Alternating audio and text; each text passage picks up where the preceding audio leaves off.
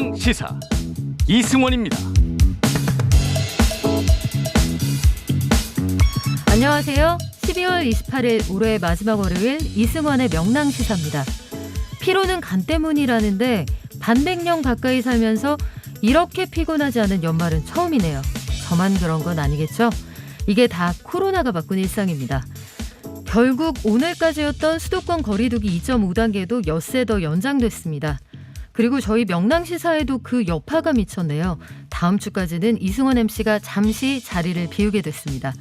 나머지 스태프들은 재택근무 등으로 방역수칙 잘 지키면서 방송하고 있으니까 너무 걱정하지 마시고요. 이승원 없으니 안 듣겠다 이런 분은 안 계시겠죠? 저는 연말에 너무너무 피곤하고 싶은 박연미입니다.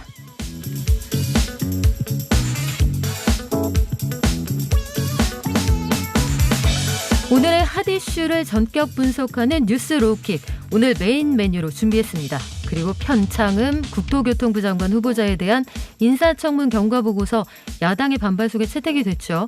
명랑 인터뷰에서 정의당과 국민의힘 의원들 연결해보고요. 명랑 시사 지금 시작하겠습니다.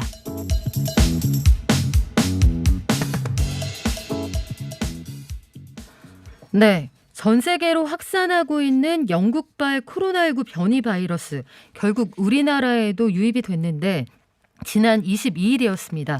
영국 런던에서 입국한 일가족 3명의 감염 사실이 확인된 건데요.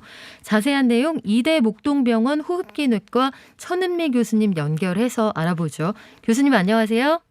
네, 안녕하십니까. 네, 헷갈리는 분들이 좀 많으신 것 같은데 일단 이거부터 여쭤볼게요. 영국에서 귀국한 뒤에 자가격리 중이었던 80대 남성분이 안타깝게 사망을 했습니다. 지난 26일에 사망한 뒤에 확진 판정을 받았다고 알려져 있는데 이 영국발 변이 바이러스 유입은 이분 사례하고는 관련이 없는 거죠? 네, 맞습니다. 이번에 확정된 분은 22일 런던 거주 입국자 가족 3명입니다. 이분들은 고양시 주민이 아니고요. 그래서 오늘 이제 확인이 된 분이고, 말씀하신 분은 이제 고양시에서 80대 사망하신 분이 사후에 검사에서 코로나가 확진이 됐기 때문에 이 일가족에 대해서는 27일 날 질병관리청에 지금 검체가 들어가 있기 때문에 아직 결과가 나오진 않았습니다. 그렇군요.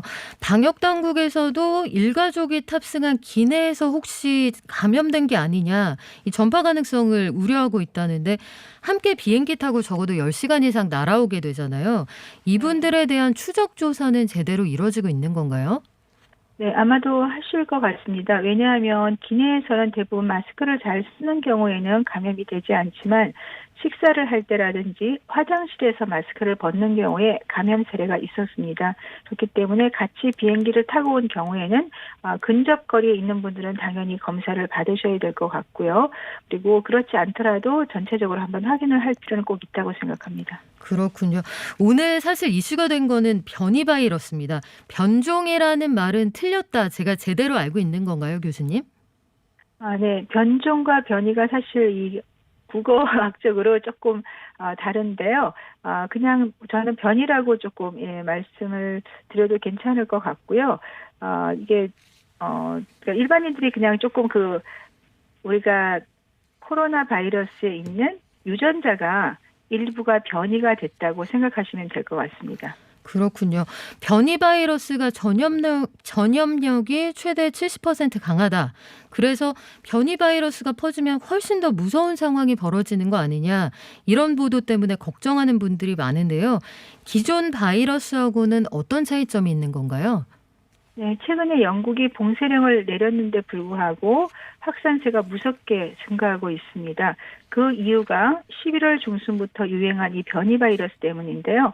많게는 70%까지 감염력이 높고 재감염 지수가 0.4 이상이 더 높다고 되어 있습니다.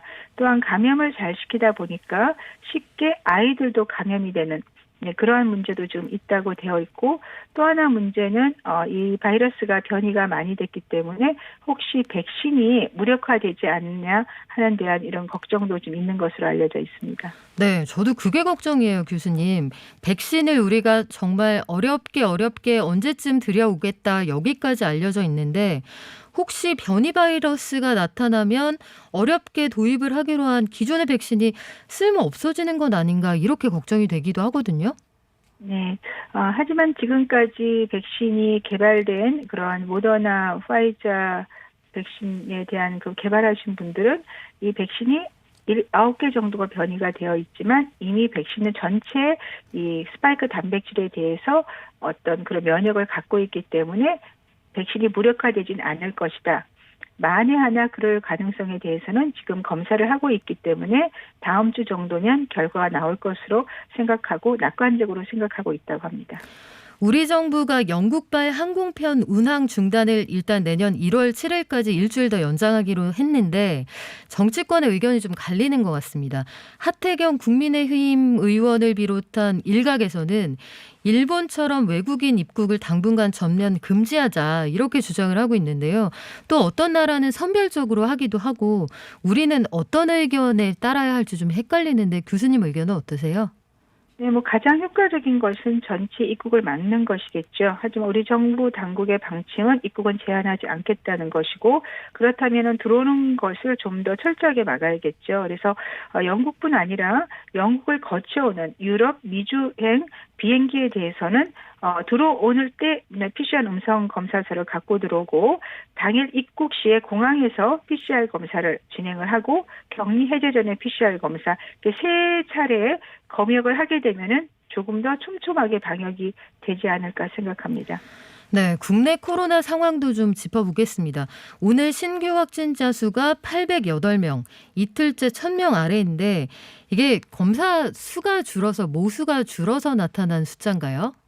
네, 주말에는 항상 검사가 2만에서 3만 건이 줄게 되어 있습니다. 그런 이유도 분명히 있다고 생각하고요. 그렇지만 이 임시선별 검사소에서 우리가 무증상 감염자들이 검사하는 그 검사 양성률을 보게 되면 사실은 점점 증가하고 있습니다. 어제 같은 경우는 거의 0.36%로 가장 높게 지금 양성률이 나오고 있기 때문에 확진자 수는 일시적으로 주말 영향으로 주는 것 같지만 무증상 감염률은 증가하고 있다는 것은 우리가 꼭 기억해야 될 상황이라고 생각합니다. 네, 검사해서 양성이 나온 사람 중에 그 무증상이었던 사람이 많다. 이 부분 꼭 기억하셔야겠는데 그래서 3단계로 올리느냐 마느냐를 두고 정치권 그리고 전문가들의 의견이 완전히 나뉘는 분위기입니다. 2.5단계를 유지하면서 방역은 3단계 못지않게 한다. 이게 정부의 입장인데 교수님이 보시기에는 어떤 방식이 보다 효과적일 거라고 생각하시나요? 3단계 격상 의료진들이 이제 여러 번 말씀을 드린 이유는 지금 가장 감염이 많이 되는 게 40대, 50대 직장 생활을 통한 감염이고 그 감염이 결국 가정으로 와서 가족 간 감염이 증가하고 있습니다. 그렇기 때문에 사회생활 자체를 조금 차단하는 것이 필요하거든요. 그래서 재택근무라든지 대중교통 이용, 다중시설 이용을 제한을 해야 되는데 지금 물론 5인 이상 집합금지는 3단계 10인 이상 집합금지보다 더 강력한 방법이긴 하지만 모임 자제는 우리가 감소를 할 수 있지만 사회생활을 통한 감소 효과는 떨어질 수 있습니다. 그래서 개인적으로는 저는 짧게라도 격상을 하거나 아니면 격상을 하지 못한다면은 재택근무를 할 수 있는 곳은 좀 권고를 해서 직장생활에 의한 감염 차단을 해주는 것이 도움이 될 것 같습니다. 네, 대규모 기업들을 중심으로 해서 재택근무를 하는 걸 좀 권장하겠다 이렇게 말씀해 주셨는데 정부가 1월 3일 이전에 거리두기 단계를 어떻게 할지 다시 한번 검토한다고 합니다. 3단계 격상 가능성을 낮추려면 교수님 신규 확진자 수가 몇 명까지 줄어야 되는 거예요? 그 기준은 특별히 없죠. 격상하는 거는 이제 정부에서 방침을 사실은 이번에도 1, 2, 3단계로 5개로 나누셨지만 3단계에 지금 기준이 돼 있지만 격상을 안 하고 계시거든요. 그렇다면 격상을 하향할 때도 어떤 기준으로 하실지는 아마 다시 정부에서 그 기준을 정하지 않을까 생각합니다. 네, 마지막으로 한 가지만 여쭤볼게요. 문재인 대통령이 오늘 있었던 수석보좌관 회의에서 내년 2월이면 코로나 백신 접종이 시작될 수 있을 거다 이렇게 언급을 했습니다. 예정대로 접종이 시행된다 이렇게 가정을 하면 집단 면역이 형성되는 시점은 언제쯤일까요?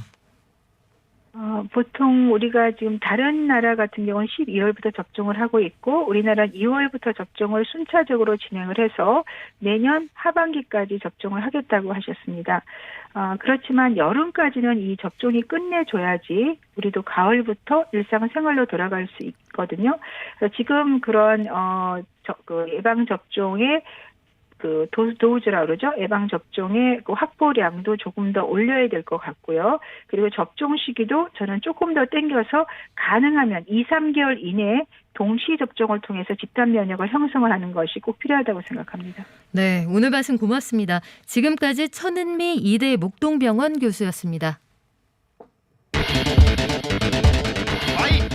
낮은 자세로 바라보며 집중 타격합니다.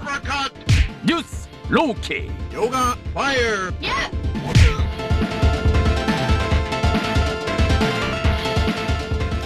낮은 자세로 오늘의 이슈를 집중 타격합니다. 뉴스 로우킥 시간인데요.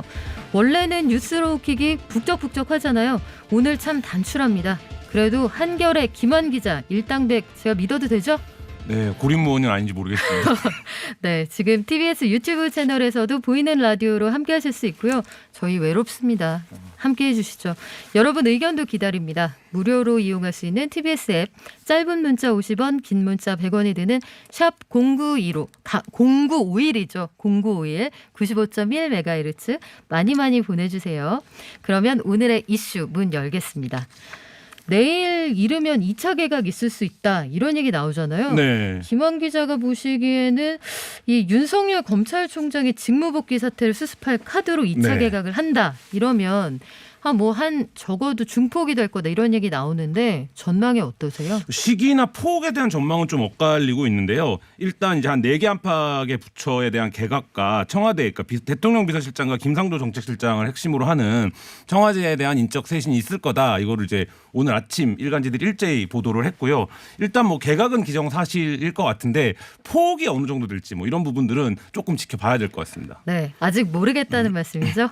그렇죠. 예, 이 문재인 정부 들어서 개각이나 하마평이 거의 맞은 적이 없습니다. 그러니까요. 저도 10중 8구는 예전에 기자들이 전망을 맞췄었는데 이번에는 참 예측하기가 어렵다 이런 생각도 들고요.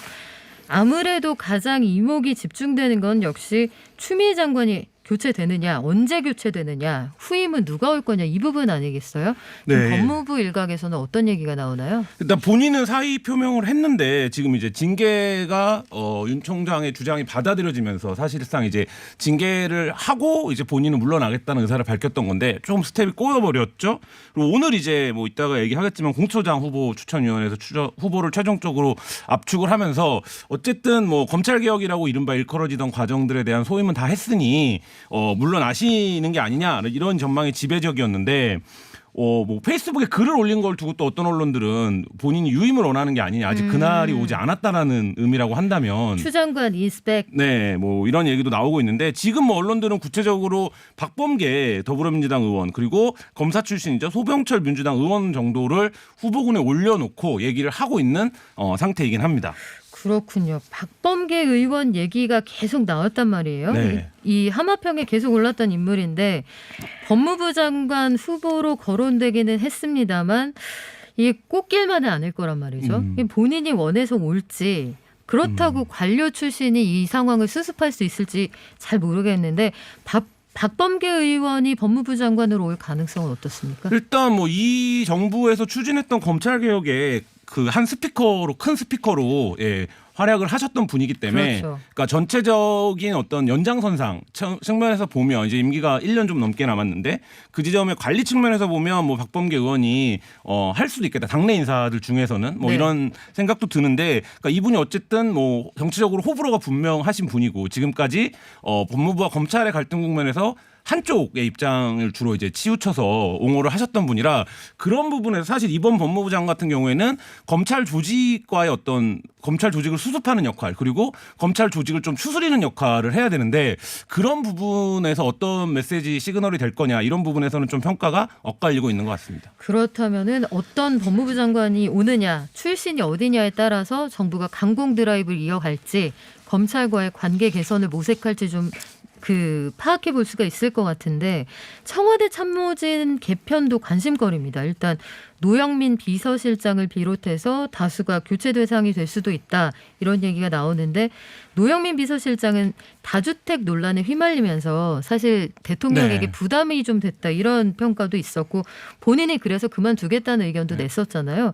비서실장 후보군으로는 누가 거론됩니까? 뭐 근데 이 부분은 장관보다 더 알 수가 없는 상황이긴 한데요. 왜냐하면 이거는 이제 대통령이 직접 본인의 참모를 선택하는 거고 이제 인사청문회나 뭐 이런 부분들에서도 좀 자유롭기 때문에 지금 이제 후임 비서실장으로 언론이 거론하고 있는 인물들은 뭐 우승군 전 러시아 대사, 최재성 청와대 정무수석, 뭐 그다음에 윤태현 전 청와대 대변인, 뭐 유은혜 사회부총리 겸 교육부 장관 정도의 이름이 거론이 되는데 오늘 이제 유은혜 장관은 절대 그런 일은 없을 거다라는 이제 메시지를 발표했고 네. 나머지 분들도 이제 뭐 지근거리에 있었거나 아니면 이제 이른바 문재인 정부의 핵심으로 분류되는 인물들인데, 그러니까 이런 것 같아요. 지금 임기가 아까 말씀드린 것처럼 1년 좀 넘게 남은 상황에서 마지막 비서실장을 어떤 사람으로 선택하느냐가 매 정부 때마다 그 관심사였습니다. 그러니까 굉장히 강한 메시지죠. 네, 네. 남은 전국을 어떻게 풀어나갈 그렇죠. 것인지. 네, 그래서 안정적인 관리, 그다음에 뭐 화합 이런 메시지를 택하느냐 아니면 좀 친정체제 강화, 마지막 남은 임기까지 좀 고삐를 죄는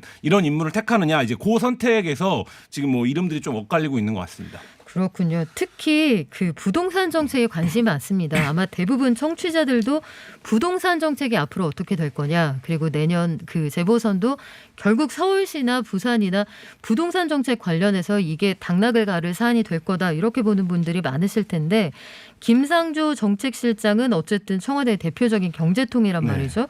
김상조 실장을 교체하면서 현 정권의 정책 기조가 살짝 바뀌지 않겠느냐 이런 전망도 나오는데 어떻게 보세요? 그러니까 국토부 장관을 교체하면서 김현미 장관에서 이제 변창흠 장관을 지명을 하면서 정책의 어떤 연속성 같은 것들을 굉장히 강조를 했기 때문에 사실 이제 그 부분에서의 큰 변화는 이제 없을 거라고 보고요. 그다음에 남은 시간이 어떤 변화를 추동할 만큼의 시간이 아직 남아있지 않기 때문에 지금 근데 어쨌든 최근 몇 개월 동안 집중적으로 좀 경제 정책에 있어서의 어떤 혼선, 무능 이런 것들이 좀 드러났기 때문에 이 부분을 혁신한다라는 의미에서 지금 이제 김상조 정책실장은 단순히 뭐 정책실을 맡고 있는 게 아니라 문재인 정부 정책의 어떤 골간, 그러니까 그를 만들었던 분 중에 한 명이기 때문에 디자이너였죠. 네, 그렇죠. 그러니까 네. 그 부분에서 김상조 실장을 교체하는 것 자체가 어떤 이제 메시지이긴 할 텐데 그게 지금까지 추진해온 정책 전반의 어떤 방향 전환이나 이런 거를 담을 인사는 아닐 것으로 보입니다. 그렇군요. 김상조 정책실장은 사실 중요한 정책적 이슈가 있을 때 해당 부처 장관 대신에 그렇죠. 스피커로 네. 등판한 적도 많았기 네. 때문에 김상조 실장의 거취가 어떻게 될지도 궁금해지고요. 아무튼 개각이라는 건 분위기를 쇄신해보자 이런 네. 얘기잖아요. 새로운 피를 수혈해서 국정전환의 계기를 만들자는 건데 개각이 이루어진다 하면 김한 기자는 어떤 부분을 좀 기대하고 계세요? 일단 국면을 수습하는 개각이 되려면 뭔가 그 인사 자체가 탁 치는 맛이 있어야 돼요. 그러니까 사람들이 볼 때 톡 쏘는 맛. 그렇죠. 저 사람이 해? 이런 것 자체가 어떤 기대와 긍정을 불러일으킬 수 있어야 되는데 안타깝게도 지금 이제 거론되는 인물들은 그렇게 좀 어떤 새로움, 신선한 이런 이제 이름들은 아닌 것 같아요. 탄산의 비중이 너무 적습니까? 네, 그렇습니다. 그렇기 때문에 그러니까 이 인사는 언제나 이 인물 자체가 메시지거든요. 근데 지금 이제 언론에서 나오는 것처럼 너무 이제 풀이 좁은 거 아니냐. 그러니까 늘 나오던 이름들이 또 나오고 나오던 이름들이 또 나오고 이런데, 그러니까 지금 아직 인사가 난 게 아니어서 네. 뭐라고 평가하기는 어려운데 지금 이제 길게 이어졌던 국면에 대한 어떤 피로감을 수습하기 위해서 대통령도 이제 사과를 입장을 밝히면서 한 챕터 넘어가자 이런 이제 의지를 좀 보인 것으로 저는 읽었는데요. 그러려면 지금 거론되는 인물보다는 좀 더 참신한 인물이 기용돼야 되지 않을까 싶습니다. 네, 사이다가 필요하다는 얘기 좀 새겨 들을 필요가 있을 것 같네요. 그 와중에 온 문자 하나 읽어드릴까요? 9610님, 여왕님 드디어 한 자리 꽤 차셨네요. 축하. 아니요. 비정규직입니다. 임시직이에요. 다음 주까지만 이승원 씨가 안 나오고요. 이승원 씨 건강에는 전혀 문제가 없습니다. 건강히 돌아오실 거니까요. 자가격리 끝나는 대로 이승원 씨가 다시 돌아온다는 말씀 드리고요.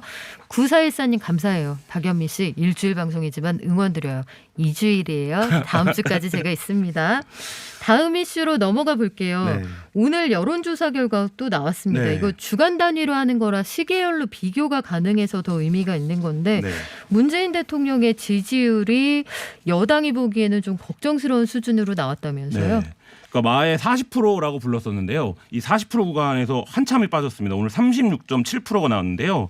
여론조사 전문기관 리얼미터가 YTN의 의뢰로 실시한 12월 4주차 주간 집계 결과입니다. 2.8포인트나 지난주에 비해서 무려 내렸는데요.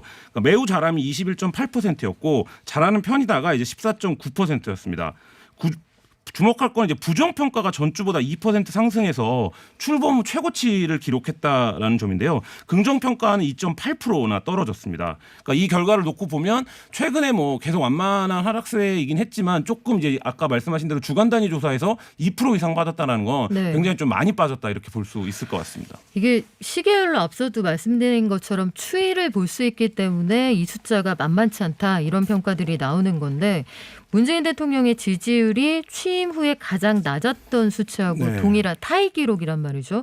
이게 여당이 생각하기에는 아마도 이 강공 드라이브로 여러 가지 공수처법 같은 것들을 처리하고 나면 지지율에 좀 반사이익이 있을 거라고 기대를 했을 텐데 숫자가 이렇게 나오는 건 어떻게 해석을 해야 되죠? 일단은 뭐 세 가지 축이 있다라고 보이는데요. 그러니까 지금 이제 언론이라든지 여론의 관심은 검찰 개혁이라든지 공수처라든지 이런 이제 이른바 사법기관 개혁 문제에 집중되어 있지만 사실 여론조사의 지표들을 보면 민심은 지금 좀 K방역이 뭔가 흔들리고 있는 건 아니냐. 그러니까 지금까지 문재인 대통령의 지지율을 지탱해왔던 한 축이 K방역이었는데 최근 들어서 이 K방역이 좀 흔들리고 있는 게 아니냐. 그래서 정부 보건당국의 대처가 좀 한 발씩 늦어지고 있는 상황. 이 부분에 대한 우려. 그다음에 뭐 집중적인 공세가 아직도 이어지고 있는데 백신 문제. 그러니까 그리고 이게 언론의 공세라고만 하기에는 조금 그런 측면이 있는 게 사람들이 실제 이제 눈으로 다른 나라 사람들이 백신을 맞는 걸 보고 있거든요. 그러면 이제 당연히 우리는 언제 맞는 거냐 이런 이제 생각이 나올 수밖에 없고 그리고 이제 뭐 몇 개월째 이어지고 있는 랠리입니다만 부동산 가격이 여전히 잡히지 않고 있는 그리고 이게 뭔가 긍정적으로 전환이 되겠다라고 하는 메시지가 국토부 장관 교체를 통해서 나왔어야 되는데 국토부 장관이 오히려 다른 이제 잡음을 일으키면서 네. 사실 이제 그 부분도 완전히 죽어버린 이런 게 좀 반영된 게 아닌가 싶습니다. 네, 청문 보고서도 채택이 돼서 다음 주에 어떻게 반영될지 궁금한데 민주당 지지율도 최저치예요. 네. 이게 민심이 좀 이반되고 있다 이렇게 봐야 됩니까? 그러니까 지금 뭐 민주당뿐만 아니라 국민의힘도 마찬가지인데요. 여의도가 안 보이는 상황이거든요. 그러니까 야당 후보 지지율은 검찰총장이 1위를 하고 있고 민주당은 180석 가까이 174석이죠. 174석인데 국회에서 계속 지금 이제 나오고 있는 거는 뭐 중대재해기업처벌법 처리를 왜 못하냐 민주당 이런 부분들이거든요. 네. 그러니까 사실 이제 여의도의 시간이 사실 사라져버린 이런 정국이기 때문에 민주당도 그렇게 의석수를 몰아줬는데 눈에 띄는 가시적인 뭔가를 못 주고 있는 것 같다. 못 준다. 그러니까 저희가 정치의 효능감이라는 말 많이 쓰는데 그렇죠. 지금 뭐 청와대랑 서초동이 너무 시끄러운데 정치가 아무런 효능감을 주지 못하니까 그 비난의 화살은 거대 정당을 가진 민주당에게 좀 더 집중될 수밖에 없는 이런 상황이 아닌가 싶습니다. 네, 그리고 눈에 띄는 부분 윤석열 총장입니다. 네. 이번 조사에서 지난 조사 때보다 3.3%포인트 올라서 오차 범위 밖으로 선두로 치고 나갔다. 이거 맞습니까? 네, 뭐 그래서 오늘 뭐 윤석열 총장이 오차범위 안에 있는데 윤석열 총장을 1위라고 단정적으로 썼던 이제 보도들에 대해서는 수정을 하라라는 이제 보도도 나왔는데요. 그 윤석열 총장이 어쨌든 지금 여태까지의 흐름에서 가장 정점을 찍고 있는 것은 맞는 것 같고요. 근데 이건 어떻게 보면 좀 당연한 게 윤석열 총장이 이미 그러니까 대선 후보로 각인된 상황에서 최근 이슈나 보도가 윤석열 총장을 중심으로 이뤄진 지가 지금 꽤 됐거든요. 네. 이제 이 징계가 또 이제 징계에 대한 어떤 소송도 그렇고 그래서 그 부분이 반영된 효과가 아닐까 싶습니다. 네, 이번 조사는 리얼미터가 YTN 의뢰로 지난 21일부터 24일까지 나흘 동안 전국 18세 이상 유권자 2,008명을 대상으로 무선 전화 면접, 무선과 유선 자동응답 혼용 방식으로 진행했습니다. 응답률 4.6%, 표본 오차는 95% 신뢰 수준의 플러스 마이너스 2.2%포인트입니다. 이 자세한 내용은 중앙선거여론조사심의위원회 홈페이지 등에서 참고하시면 되고요. 공수처장 얘기 마지막으로 해볼게요. 네. 시간이 얼마 안 남았는데 네. 2명이 최종 후보로 지금 거론이 되고 있네요. 네, 최종 후보로 2명이 압축이 됐는데요. 김진우 헌법재판소 선임 연구관과 이건희 국민권익위 부위원장이 추천이 됐습니다. 두 후보는 모두 이제 변협에서 대한변호사협회죠 추천한 인물인데 문재인 대통령이 이들 중 한 명을 이제 처장 후보로 지명하면 국회가 인사청문회를 거쳐 공수처장 임명이 됩니다. 변협이 추천한 후보를 파이널 라운드에 2명 다 올렸다는 건 그래도 상대적으로 중립적으로 추천한 후보들이다. 이 부분을 강조하고 싶었던 걸까요? 그것도 그렇고요. 그러니까 네. 네. 서로가 그러니까 예를 들면 배척을 그렇죠. 해나갔겠죠. 김한 안 돼, 네, 박영미 그런 안 식으로, 돼. 네. 그러면 이승원 씨가 되는 네, 거죠. 그런 것처럼 네. 최대한 어쨌든 그 부분들을 제외하고 맞설 수 있는 부분 공통 분모로 뽑은 게 이제 변협에서 추천한 후보들이 아닌가 싶습니다. 이게 그 사퇴했던 야당 측 위원회는 누가 임명됐고 순탄하게 이 과정이 진행이 된 건가요? 그러니까 이 과정 자체가 시끄러웠던 거에 비하면 사실 많은 분들이 관심을 좀 안 두시는데요. 야당 의원이 한번 사퇴를 했죠. 그래서 네. 한석훈 교수를 새로 임명을 했고 이 한석훈 교수와 이현 변호사 역시 야당에서 추천한 추천위원인데요. 오늘 이제 중도 퇴장을 했습니다. 국민의힘에서 추천한 한석훈 의원은 심사 대상 추가 제시 및 자료 요구 권한이 새롭게 행사돼야 된다. 내가 이제 새롭게 왔으니 그리고 법이 개정이 됐으니 이런 얘기인데 이제 간단히 얘기하면 후보자를 재추천하자 이런 얘기인데 사실 이제 받아들여지지 않았고요. 최종 이미 올라 있는 후보를 중에서 의결을 하기로 이제 결정을 하면서 오늘 최종 2명의 후보로 압축이 됐습니다. 그러면 뭐 과정이 순탄치는 않았다는 건데 어쨌든 후보자가 선정됐으면 공수처 출범 임박했다 이렇게 봐도 되는 거죠? 네, 추천위는 국회규칙 7조에 따라서 국회의장에 대한 보고와 대통령에 대한 서면 추천서를 송부하겠다라는 입장을 밝혔는데요. 앞서 말씀드린 것처럼 문재인 대통령이 2명 중에 1명을 초대 후보로 지명을 하면 해당 후보는 인사청문회랑 임명 재가를 거쳐서 청장이 초대 공수처장직에 오르는데요. 민주당은 속도를 내겠다 이런 입장입니다. 네, 앞으로 상황 지켜보겠습니다. 지금까지 목이 메이도록 열심히 해주신 네. 김한 기자와 함께했습니다. 고마워요. 네, 감사합니다. 네, 전 광고 듣고 다시 오겠습니다.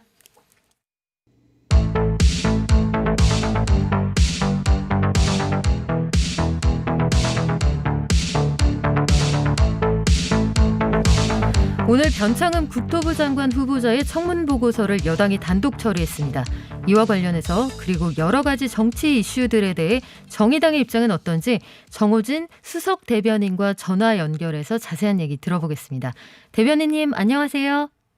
네, 반갑습니다. 정의당 대변인 정호진입니다. 네, 그동안 사실은 정의당이 캐스팅 보트 역할을 하면서 이른바 정의당 데스노트에 오르면 청문 보고서 채택 안 된다, 낙마한다 이런 공식이 있었는데 이번에는 그렇지 않았네요. 좀 지켜봐야 되겠습니다. 오늘 청문 보고서가 채택이 됐죠. 정의당은 부적격하다라는 당론을 오늘 또 심상정 의원님께서 국토위 청문 보고서 채택 때도 말씀하셨고 기소까지 했는데요. 이제 대통령의 이제 재가 여부가 남은 것 같습니다. 정의당의 입장으로서는 대통령께서 재고를 해주시길 바라고 있습니다. 대통령의 재고를 바란다 말씀해 주셨는데 제가 좀 헷갈리는 건 이 국회 국토교통위원회 소속이면서 정의당 의원인 심상정 의원 이 부적격 입장이 당론이라고 말씀을 하셨는데 청문 보고서를 채택하는 데에는 또 동의를 하셨단 말이죠. 이에 대해서는 청취자들이 좀 헷갈리실 것 같은데 이 상황은 어떻게 이해를 해야 될까요? 오늘 청문 보고서 채택하는 과정에 있어서 심상정 의원님께서 신상 발언을 먼저 하셨습니다. 신상 발언을 하셨고요. 신상 발언을 통해서 청문회 검증 과정을 마무리하는 절차로서 참여를 했고 청문 보고서 채택에 참여하는 것이 변창흠 후보의 임명에 동의하는 의미로 규정되는 것에 대해서 반대한다라고 좀 분명히 밝히셨습니다. 그리고 부적격 의견에 대해서 분명하게 기술할 것을 요구를 하셨고 부적격 의견에 대한 기술과 함께 대통령 재고 요청한다라는 말씀도 좀 남기셨습니다. 네, 저희 일반 국민이 보기에는 그 동의 안 하시면은 보통은 나는 여기에 일반적으로 반대한다 이렇게 하실 것 같아서 분명하게 부적격 의견에 대한 기술을 네. 하는 것도 인사권자인 대통령께서 재가 여부를 판단하는 데 중요한 기준과 잣대가 되지 않을까 판단을 하는 것이고요. 사실 청문 보고서 채택이라는 부분이 정확하게 말씀드리면 인사청문 경과 보고서 채택 부분입니다. 네. 그렇기 때문에 그 보고서를 채택하는 것도 정의당은 애초부터 이제 인사청문회까지 지켜보고 당론을 결정하겠다 했고 인사청문회 지켜보고 당론을 결정하기도 했거든요. 그렇기 때문에 전체적인 절차에 참여했다라는 의미도 한 축으로 좀 봐주시면 될 것 같습니다. 네, 절차적인 협조였지 내용상에는 이견이 분명히 존재했다 이렇게 말씀해 주셨는데 반대도 분명히 적시를 했고요. 그렇죠. 그래서 속기록에도 그렇게 남아 있겠습니다만 심상정 의원이 노동 인권 감수성이 부족하다 거듭 지적을 하면서도 일선에서는 또 그 이만큼 현실적으로 정책 현장과 학문적인 연구를 같이 하는 인물을 찾기 어렵다 이런 주장도 펴고 있거든요. 이게 여당의 주장인데 정의당이 보시기에는 어떤가요? 일단은 주거 정책과 관련돼서 진일보한 입장을 그동안 발표하신 거는 맞습니다. 저희도 인지하고 있는 부분이고요. 일단은 주택 정책 관련돼서 뭐 투기 근절을 위한 의지가 확실히 이번 청문회에서도 뭐 밝히셨고, 서민 주거 안정을 위해서 공공임대주택 확충에 대한 부분이나 특히 또 현행 주민소득 45% 기준인 주거급여 이 비율을 60% 수준으로 확대해야 된다라는 것을 청문회 때도 밝히셨어요. 그런 점은 사실 정의당의 정책과 다르지 않는 것은 뭐 분명합니다.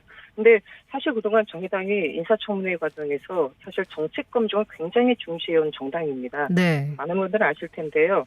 그럼에도 불구하고 최근에 보면 개혁 정책들이 사실 기득권 장벽 앞에서 막혀서 좌초하는 거를 많이 보았습니다. 아무리 좋은 정책이라도 정치적 갈등을 좀 뛰어넘는 네. 일관된 추진력이라든가 또 확고한 철학, 가치관이 뒷받침되어야만 하고 그렇지 않으면 어렵다 이런 판단을 했고요. 특히 국토부 장관은 지금 건설 현장을 주무부처로 다루는 장관입니다. 네. 많이들 아시겠지만 산재가 많이 벌어지고 있는 곳이 사실은 또 건설 현장이기도 하죠. 그렇기 때문에 무엇보다도 국토부 장관으로서 가져야 될 철학, 가치관에 있어서 국민의 생명, 안전에 대한 존중이 없으면 이것은 매우 곤란하다. 그러한 입장을 일관되게 저희는 견지를 했습니다. 그런 면에서 보면 그 대변인님, 여성에 대한 성인지 감수성이나 아니면 SH공사 사장 시절에 뭐 이른바 그 갑질 논란 아니면 측근 채용 논란 이런 것들이 있었단 말이죠. 이런 것들이 그간 정의당이 추구해온 가치하고는 좀 부딪힌다 이런 주장도 있는데 여기에 대해서는 반대하지만 일단 절차적으로 협조하는 것이다. 양쪽은 좀 분리해서 봐야 한다. 이렇게 이해하면 될까요? 저희는 일단은 부적격이라는 부분에 대해서는 변함이 없습니다. 네. 또한 저희 당론으로 결정한 것이고요.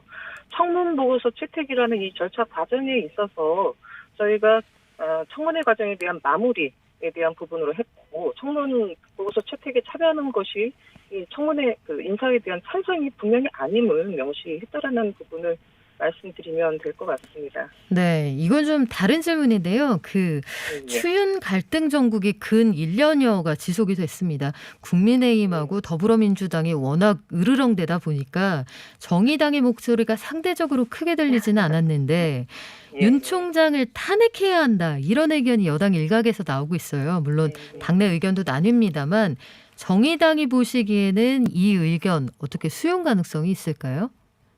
일단 오늘 우리 당 김종철 대표께서 모두 발언에서 아침에 대표단 네. 회의에서 말씀을 하셨어요.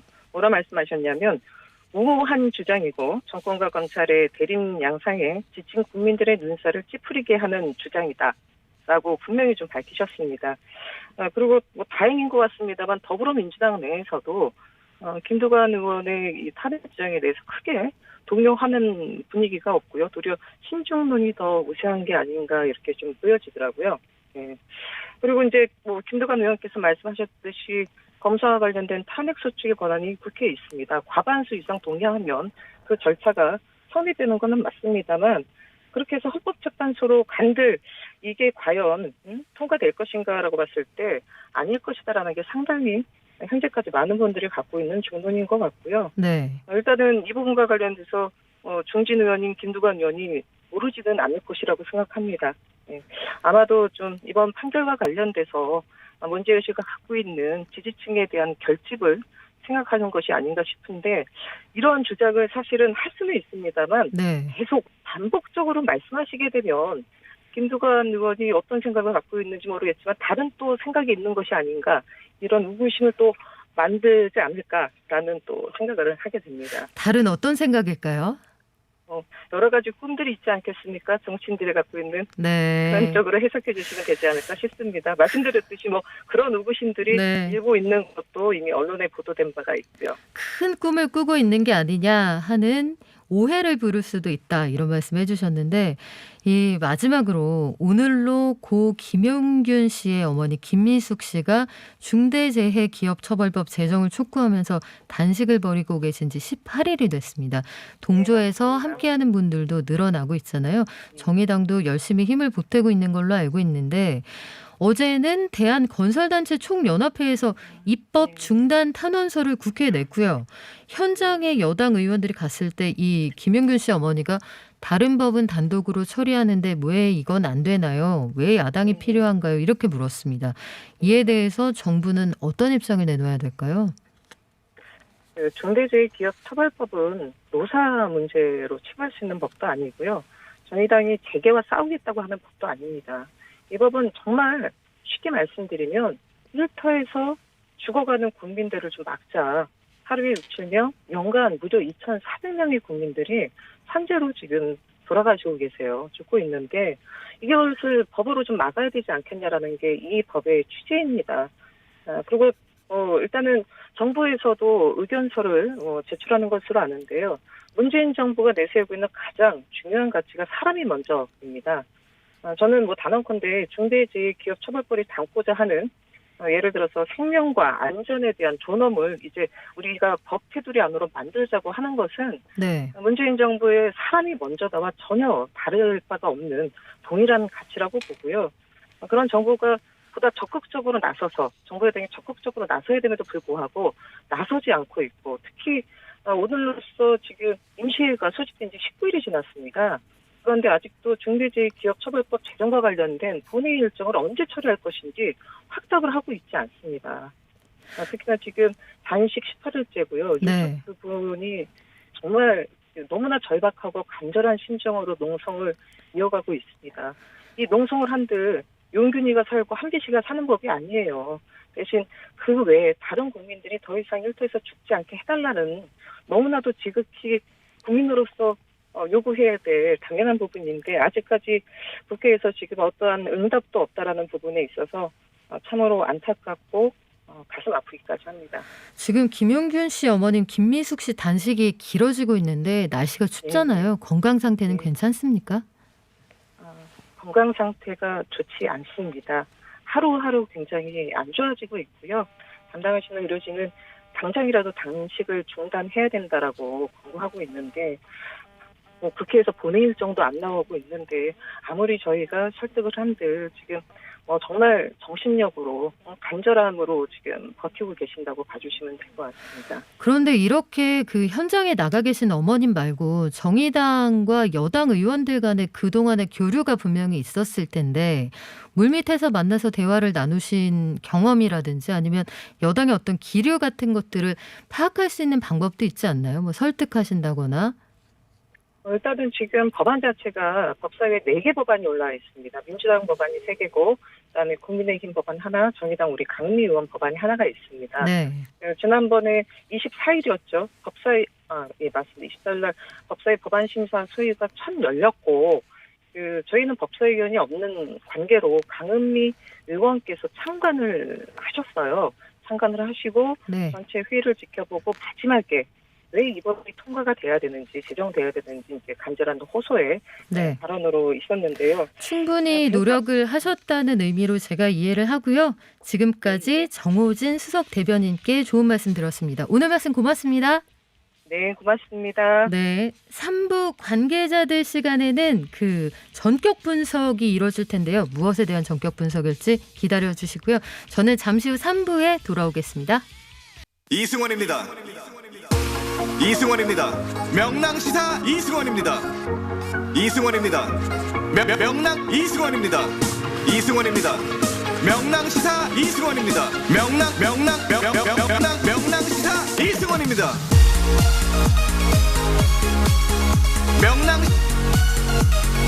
명랑시사 이승원입니다. 명랑 이승원입니다. 명랑시사 이승원입니다. 네, 거짓말해서 죄송해요. 저는 이승원 아닙니다. 저는 이승원 씨 대신해서 진행하고 있는 박연미고요. 앞서 2부에 정의당 정호진 수석 대변인과의 인터뷰 내용과 관련해서 제작진이 대한건설단체연합에도 인터뷰를 요청했지만 응하지 않았습니다. 명랑시사는 늘 양쪽 의견에 모두 열려있다는 점, 고기처럼 좌우는 없고 앞뒤만 있다는 점 말씀드리겠습니다. 이승원 씨가 코로나19 자가격리로 인해서 2주 동안 자리 비우게 됐다는 말씀 거듭 드리는데요. 그동안은 저하고 같이 하셔야 돼요. 박연미, 선덕여왕, 아카, 시사 에미넴, 시사 토르라고도 하죠. 이 자리를 맡아서 인사 다시 한번 드리겠습니다. 앞서서 정의당 정호진 수석 대변인과 만나봤는데 이번에는 국민의힘 조혜진 의원과도 전화 연결해서 여러 가지 현안에 대한 야당의 의견 한번 들어볼까 합니다. 의원님 안녕하세요. 예, 안녕하십니까. 조혜진입니다. 네, 오랜만에 뵙습니다. 저는 예, 사실 반갑습니다. 여당 출입할 때 예전에 안국 포럼에 제가 예, 기자 말진으로 출입한 적이 있어요. 그때 뵀었는데. 아주 반갑습니다. 네, 오랜만에 뵙습니다. 예, 오늘 변창흠 예. 국토부 장관 후보자 청문 보고서 국토위 통과했잖아요. 예. 국민의힘 의원들은 모두 기권을 하셨는데 주말 예. 동안에 뭔가 논의를 심도 깊게 하신다더니 합의에 이르지는 못한 모양이에요. 뭐 때문이었나요? 대통령께서 어떤 경우에도 임명을 할 의사를 확고하게 갖고 계신 이상은 여당으로서도 야당하고 협의할 공간이 없었을 거라고 생각이 듭니다. 그러니까 저 청문회 전후 과정에서 나타난 여러 가지 문제점들에 대해서 대통령께서도 좀 진지하게 고민하셔가지고 야당의 지적이나 비판이나 이런 걸 어느 정도는 수용하실 태세가 되어 있으면은 여당도 야당하고 협상 재량도 있고 그 공간이나 예지도 있는데 그게 없으면은 사실 형식적인 만남밖에 안 되는 거죠. 아마 그 때문이 아니었을까 싶습니다. 네, 어떻게 보면 그 화살을 쏘고 관역을 그렸다 이런 말씀을 해주고 계신 건데 사실 예. 변창흠 후보자가 인사청문회 전부터 이례적으로 잦은 사퇴 논란이 있을 정도로 여러 가지 구설에 올랐습니다. 청문회를 예. 통해서 야당이 집중적으로 이런 부분들을 거론을 했는데 충분히 소명이 됐다고 보시나요? 여당은 그렇게 주장을 하는데 언론이나 국민들 중에 그렇게 생각하실 분이 얼마나 될지 처음부터 문 대통령 지지하고 여당 지지하고 정부 여당이 무슨 문제가 있어도 무조건 지지하는 계층에서야 소명됐다고 생각하실 수 있지만은 일반 나머지 상식을 가진 국민들이나 언론에서는 그렇게 생각하지 않는다는 게 다 나타나 있습니다.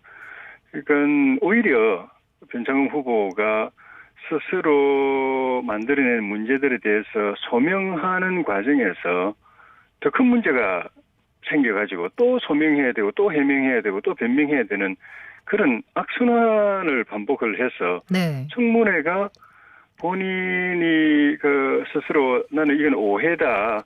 이거는 해명하면은 다 이해될 수 있는 부분이다라고 주장하면서 해명했던 부분들이 하나도 해명이 안 되고 그 과정에서 해명은 안 되면서 더 큰 문제를 불거지게 만들어서 청문회가 본인한테 별로 그렇게 도움이 안 됐던 것 같아요. 의원님 보시기에는 여러 가지 문제 중에서 어떤 예. 부분이 가장 문제가 됐다고 보세요? 장관, 국무위원이라고 하면 국민들이 생각하는 기본적인 요건이 있지 않습니까? 아무나 장관하고 아무나 국무위원 하는 것 아니지 않습니까? 그런 측면에서 첫째 인성이나 품격이나 국무위원으로서의 무게감 이런 부분에 있어서 그동안에 본인이 해왔던 말이나 행동 이런 것들이 너무 못 미쳐서 그 부분에 대해서 본인이 그건 오해다라고 해서 국민들이 귀담아 해명을 들어봤는데 오히려 그 해명하는 과정에서 이게 정말 장관 아무나 하나 이런 생각이 들 정도로 엉뚱한 해명을 해서 문제를 더 덧나게 만들고 더 키워버렸고요. 그리고 본인이 SH 사장이나 LH 사장 하면서 정치 인사라든가 일감 몰아주기라든가 이런 부분에 대해서도 제대로 해명을 못했기 때문에 장관 되면은 그 일을 반복할 가능성이 있는데 지금 저한테 질문하셨던 제일 네. 큰 문제 네. 그거는 결국은 정책입니다. 부동산 정책입니다. 김현미 장관 물론 이제 여러 가지 비판을 받았지만은 김 장관을 문 대통령께서 아끼는데도 불구하고 교체를 하는 마당이면은 뭔가 좀 달라지고 더 나아지는 후보를 내세워야 교체하는 의미가 있지 않습니까? 네. 근데 이분은 딱 그겁니다. 역대 지금 국민들은 문재인 정권의 부동산 정책이 역대 최악의 부동산 광풍 상태를 만들어냈다고 다들 생각하는데 이분은 문재인 정부의 부동산 정책이 역대 정권 중에 제일 잘 됐다고 대놓고 이야기하시는 분입니다. 그러면 예. 여러 가지 그러면 구설이나 인성 논란 이런 것보다 오히려 국민의힘이 예. 지금 반대하고 있는 이유는 정책이 문제다. 정책적으로 우리는 동의가 안 된다 이런 말씀이세요? 정책이 실패를 계속 거듭하고 더 나쁜 결과를 가져오면은 대통령 지지율, 정부 여당 지지율 떨어지게 돼 있죠. 근데 우리가 뭐 그런 것까지 걱정해 줄 형편은 못 드는데 문제는 그 피해가 국민들한테 고스란히 다 돌아가는 것 아닙니까? 그 부분은 우리 야당으로서도 결코 그냥 방관하거나 넘어갈 수 없는 부분이죠. 근데 이분이 지금 이렇게 난장판을 만들어 놓은 문재인 정부의 부동산 정책이 역대 정권 중에 제일 잘 됐다고 말하는 거 보면은 장관 되시면은 김현미 장관보다 더하면 더하지 못하진 않을 것 같아요. 그러면 어떻게 되겠습니까? 그게 저희가 제일 반대하는 큰 이유입니다. 그런데 여당 생각은 좀 다른 것 같습니다. 여당은 예. 뭐 예. 100번 양보해서 구설이나 인성 논란이 있다고 해도 주택 예. 공급이나 도시 재생 부문에서는 이 정도로 높은 이해도를 가진 현장과 학문 실무를 겸비한 사람이 없다 이런 얘기를 하거든요. 이 정책을 예. 수행할 수 있는 능력에 대해서는 어떻게 보세요? 그 말은 맞을 수도 있고 틀릴 수도 있는데 맞다고 가정해요. 맞다고 가정했을 때도 주택 재생, 도시 재생 사업은 진짜 돈 먹는 하마가 돼가지고 하나도 제대로 성과 없고 예산만 낭비한 그런 사업으로 지금 국민들한테 이제 평가를 받고 있는 상황이고 이분이 주장하는 주택 공급이라는 거는 주로 공공임대주택 중심이에요. 네. 그걸 가지고 이 부동산 시장, 이 난리난 부동산 시장을 문제를 해결해 보겠다고 하는데 그 전혀 아니라는 것도 또 이미 다 확인된 것 아닙니까? 공공임대주택은 복지정책이지 부동산 정책이 아니라는 건 다 이미 전문가 아니라도 일반 국민들도 다 인식하고 있는 부분이고 결국은 양질의 주택을 공급하는데 중요한 부분은 이제 재개발, 재건축 같은 이런 민간 시장을 활성화하는 부분인데 이 부분에 대해서는 이분은 딱 문이 닫혀 있습니다. 그거는 안 된다고 생각하는 부분이고 정부가 공공 부분이 주로 공급해야 된다고 생각하고 그것도 주로 임대주택 이야기를 하고 있으니까 이건 해법이 아니라는 거 다 알려진 상황에서도 다른 해법이 없다는 거. 그래서 이게 문제인 거죠. 이분이 그 공공 임대주택 문제는 잘할지 몰라요. 그리고 도시재생 사업은 전문가일지도 몰라요. 네. 문제는 둘 다 해법이 아닌데 이걸 가지고 해법으로 들고 나오고 있다는데 문제인데 이분이 장관이 되더라도 희망이 없는 거죠. 근데 지금 당청에서 얘기하기로는 임대주택을 좀 근사하게 만들어 보겠다. 중산층도 들어가서 살고 싶을 정도의 임대주택을 짓도록 방향을 그쪽으로 선회해 보겠다. 이게 문재인 대통령이 구상이면 지금 말씀하신 의견하고 공공임대주택 사이에 절충안이 되는 거 아닌가요? 물론 이제 그 공공임대주택을 그 주택이 질은 좋게 하면서 임대료는 좀 부담이 덜 가게 하는 생각은 좋지만은 그 임대료가 덜 가는 만큼 그걸 대통령이 돈 내서 해주는 것도 아니고 여당이 돈 내서 해주는 것도 아니고 결국은 국민 세금으로 틀어막아야 되는 부분입니다. 그게 어느 정도 지속 가능성이 있는가 하는 것도 문제지만은 지금 부동산 시장의 문제가 중산층이 내 집 마련 꿈을 추구하는 과정에서 정부 잘못된 정책으로 인해서 이 혼란이 벌어진 거거든요. 그러니까 임시로 잠깐 한 1, 2년 정도 그 공공임대주택에 들어갈 중산층은 있을지 모르겠지만은 거기서 장기적으로 그걸 통해서 내 집 마련의 꿈을 포기하고 거기서 장기간 거주할 중산층은 없습니다. 그리고 정부 여당이 주장하는 거는 공공임대주택 괜찮은 공공임대주택에서 살면서 네.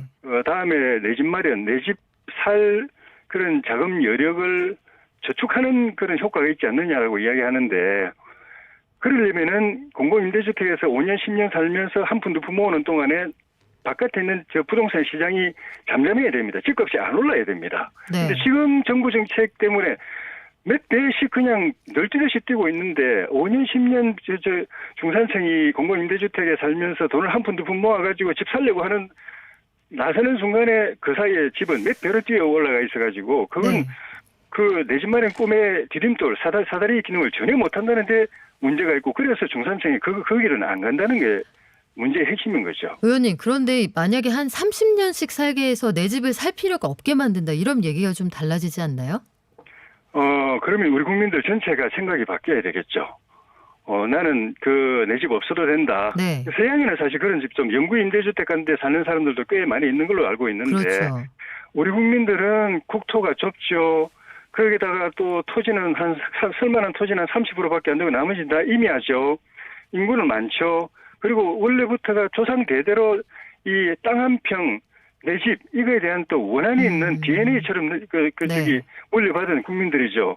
그리고 이 집이라는 게 단순히 들어가서 사는 기능뿐만이 아니고 자산 정치의 기능도 하고 있는 현실, 이것도 무시할 수 없죠. 그런 국민들한테, 그런 현실을 속에 살아가는 국민들한테 그냥 내 집, 자가 주택 소유하는 거, 내 집에 사는 거, 집착하지 마세요. 임대주택도 얼마든지 살만합니다. 그렇게 말하는 게 얼마나 설득력이 있을까? 왜냐하면 아직은 그렇게 말하는 정서적으로 받아들이기 어렵다 이렇게 말씀을 해주시는 것 같은데 국민의힘이 왜냐하면 지금 잠깐만요. 네. 그렇게 주장하는 그분들이 먼저 본을 보이세요. 정부 여당에서 그렇게 말하는 분들이 먼저 강남의 아파트 다 버리고 네. 몇십억짜리 아파트 다 버리고 임대주택으로 좀 들어가 보세요. 본인들은 다른 사람들보다 훨씬 더 탐욕을 추구하면서 일반 국민들한테 그렇게 말하면 사람들이 그 억장이 무너지죠. 저건 사람 놀리는 것도 아니고. 네. 예. 그런 부분에 대해서는 종합적으로 좀 검토가 필요하다는 말씀해 주셨는데 국민의힘이 법적 대응한다. 정말 좋으면 예. 자기들이 들어가서 살 것 아닙니까? 안 좋은 걸 아니까 자기들은 안 살잖아요. 네, 의원님. 그래서 오늘 중으로 예. 청와대는 제가를 할 것으로 보이는데요. 앞으로 예. 국민의힘이 법적 대응하신다고 했는데 이게 가능한 건지 어떻게 하신다는 건지 짧게 말씀 부탁드릴게요. 이제 그만큼 청문회 과정에서 여러 가지 문제가 불거져서 그렇게 하겠다는 건데 그건 사실 부차적인 문제고 이분이 다시 부동산 정책 책임 맡아가지고 앞으로 벌일 일들이 더 태산 같은 걱정입니다. 그 때문에 부동산 시장 더 큰 혼란에 빠지고 국민들이 더 힘들어지고 네네. 그리고 대통령 지지율도 더 떨어질 겁니다. 참 딱해요. 그럼 그런 법적 일들을 하시는 대응까지 겁니다. 가시겠다 이런 말씀이죠? 그거는 이제 사안별로 검토해서 당연히 할 일이기 때문에 네. 제가 책임 있는 답변을 드릴 상황은 아닌 것 같습니다. 그러면 국민의힘이 앞으로 어떤 대응을 할지는 함께 좀 지켜보겠습니다. 오늘 긴 예. 시간 말씀 감사드리고요. 지금까지 예. 국민의힘 조혜진 의원이었습니다. 고맙습니다. 예, 감사합니다.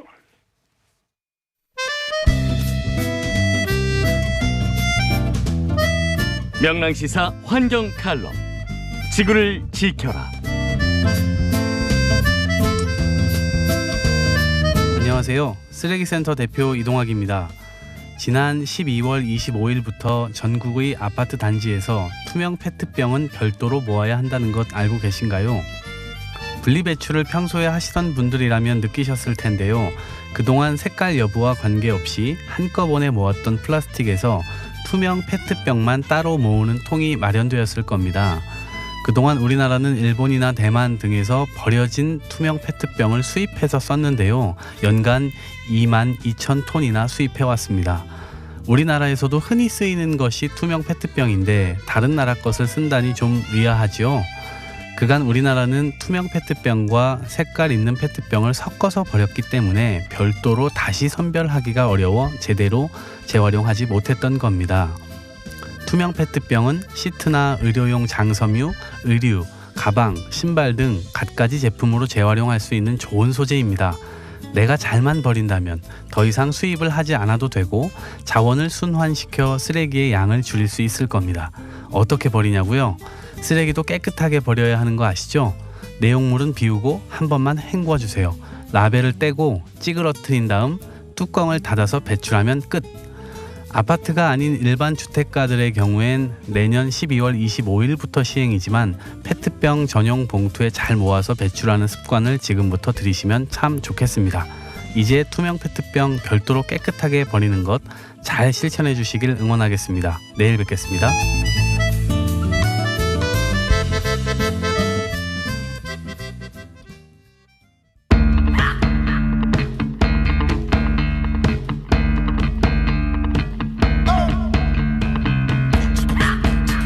사건의 가장 가까이에서 가장 날카롭게 지켜본 관계자들과 함께합니다. 법조계 출신이 전하는 법조계의 진짜 모습 낱낱이 파헤쳐보는 시간인데요. 이현주 변호사님 안녕하세요. 네, 안녕하세요. 네, 관계자들에서 늘 함께했던 우리 서기호 관계자 서 변호사님은 잠시 후에 전화 연결로 만나뵙도록 하고요. 오늘은 이현주 변호사님만 모셨습니다. 전화 연결은 돼 있어요. 서 변호사님 긴장하셔야 됩니다. 네, 본격적으로 관계자들 얘기 풀어가 볼 텐데요. 법원이 징계 효력을 정지한다는 판단 내렸고 윤석열 총장이 복귀를 했습니다.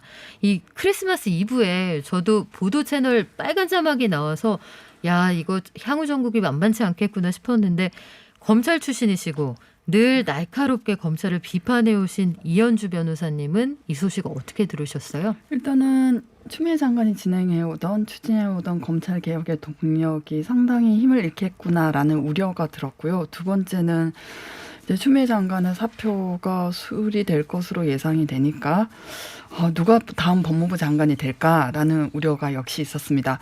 이때까지 조국 장관은 전 장관은 멸문지하를 당했고 추미애 장관은 정말 아주 사소한 휴가 문제, 아들 휴가 문제 가지고 이렇게 도륙이 났는데 누가 올 수 있을까요? 그래서 사실은 그 일부에서 김한 한겨레 기자하고도 누가 올 수 있을까? 향후에 법무부 장관으로 오고 싶어하는 사람이 있을까? 이 얘기를 좀 했었는데 재판부의 입장은 이거였어요. 회복할 수 없는 손해와 공공복리라는 쟁점 외에 본안 소송에서 다뤄야 할 징계 사유와 절차의 적법성 여부까지 심리를 했다. 말이 어려운데 일단은 그 징계가 그대로 수용이 되면 회복되기 어려운 피해를 볼 거고 중요한 사안은 본 재판 가서 다퉈라 이런 얘기잖아요. 이 법원의 판단은 사실 국민들이 눈높이로 보기엔 좀 어려워요, 말이. 이거는 어떻게 보셨나요? 네, 이건 회복할 수 없는 손해라는 건 신청인의 개인적인 측면에서 윤석열 총장 측의 주장이죠. 네, 그렇죠. 본인이 직무를 수행하지 않음으로써 있게 되는 불이익 이런 거고 공공복리는 이 사람이 직무를 수행한다면 국가와 사회가 있게 되는 공공의 이익에 관한 훼손을 얘기하는 거고요.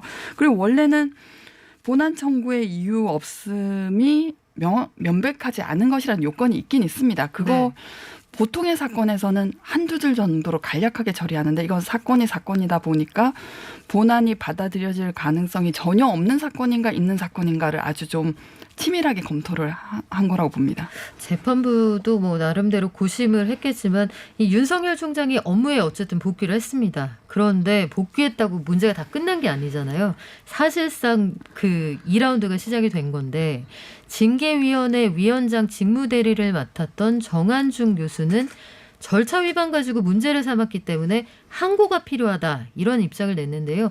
법무부는 아직까지 뚜렷한 입장을 밝히지 않고 있단 말이죠. 항고가 필요하다고 보시나요? 일단 정한중 교수님은 징계위원장이었으니까 본인이 책임을 져야 하고 이런 말씀을 충분히 하실 수 있으시죠. 그리고 징계 사유로 일견 인정이 된 것은 맞으니까요. 판사들에 대한 정보 수집하고 그리고 감찰 방해는 법원에서도 징계 사유로 소명이 된다, 인정된다라고 했으니까 아쉬움을 있을 텐데 일단은 절차적 사유에 관해서 글쎄요. 저는 실익을 100% 있다고는 전망이 100% 밝다고는 하기 어려울 것 같아요. 왜냐하면은 이 사유가 징계위원이 5명이었고 기피 신청을 2명이 공통된 사유가 있었고 그래서 3명이 의결을 한 것이 이게 의사정족수 맞느냐의 문제거든요. 왜냐하면은 제적은 7명.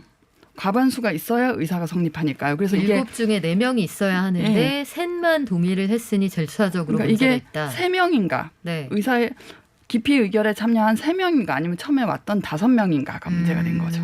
5이 왔다가 둘이 기피 신청을 했다고 보면 이게 애초에 정족수를 충족하는 것이냐 아니면 셋만 쳐야 하는 것이냐 이런 기술적인 문제가 있다는 거죠. 5명이 출석을 했는데 기피 신청 2명이 공통된 기피 신청 사유로 기피가 돼서 그럼 3명이 기피가 되느냐 안 되느냐에 대해서 의결을 했습니다. 그래서 이 기피 의결에 관해서 이 출석 인원이 3명인가 5명인가의 문제가 된 거죠.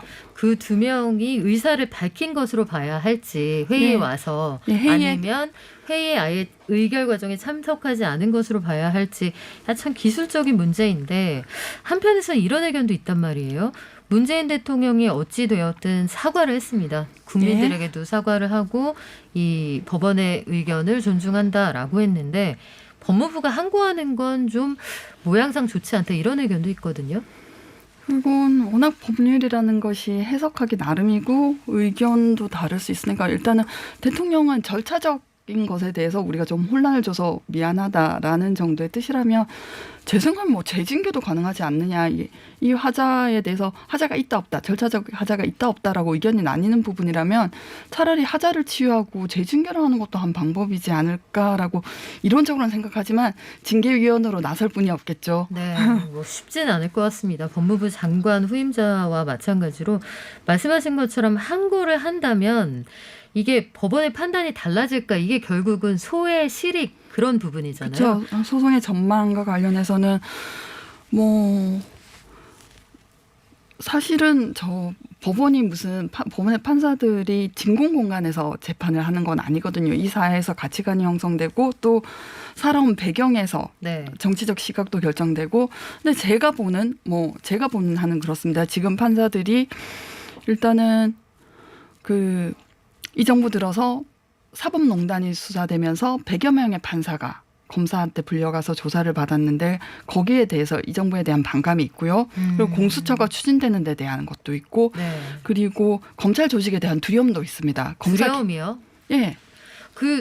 흔히 생각하기에는 판사님이 결국은 검사가 기소를 해도 판사님이 판결하는 거니까 더 높은 사람 같이 느껴지기도 하거든요. 그거 아닌가요? 네, 우리 검사들이 기록을 조제하기에 따라서 네. 뭐 억울한 사람도 수사 기소될 수 있다는 게 법조인들의 생각이니까요. 그렇군요. 그래서 사실은 어떤 에피소드로 재판부가 배석 판사 둘하고 부장 판사가 사건에 관한 협의를 할 때 배석이 이 사건은 검찰이 치중하고 있는 게 보이는데 저 사실은 무죄 쓰는 게 겁납니다라고 했다는 얘기를 들었습니다. 제가. 무죄 쓰는 게 겁난다 이런 말까지 나온다고 하니 여러 가지 생각을 하게 되는데 징계 효력은 잠시 멈췄지만 어쨌든 이 징계가 부당한지는 본재판, 본안소송에서 판가름이 나야 합니다. 오래 걸리겠지만요. 본안소송에서는 이미 판단을 내린 이 절차적 하자 문제가 이 절차적 하자 문제 말고 징계 사유를 놓고 치열하게 법리 공방이 있을 거다 이렇게 예상을 해볼 수가 있는데 쟁점이 될 만한 사안들은 뭐가 있을까요? 법원에서는 일단은 재판부 정보에 관해서 문건을 작성한 것은 징계 사유가 맞다. 왜냐하면은 검찰청 사무기구에 관한 규정에서 수사정보 정책관실이 하는 일은 수사정보의 수집, 네. 관리지 이 업무 범위를 벗어난다라는 게 주된 거였고 다만 이 정보를 실제로 어떻게 사용했는지 그리고 수집 방법은 어떤 것인지 뭐 인터넷에 있는 것들을 그냥 검색하는 정도인지 아니면 다른 방법이 또 있는지 이 부분에 대해서는 심리가 더 필요하다라고 봤고요. 이거는 징계 양정에 관한 사유일 것 같아요. 그러니까 징계 사유는 되는데 그것이 뭐 견책, 뭐 감봉, 정직 중에 어느 정도로 해야 될 만큼 심각한가라는 거는 좀 더 따져봐야겠다라는 것이었고요.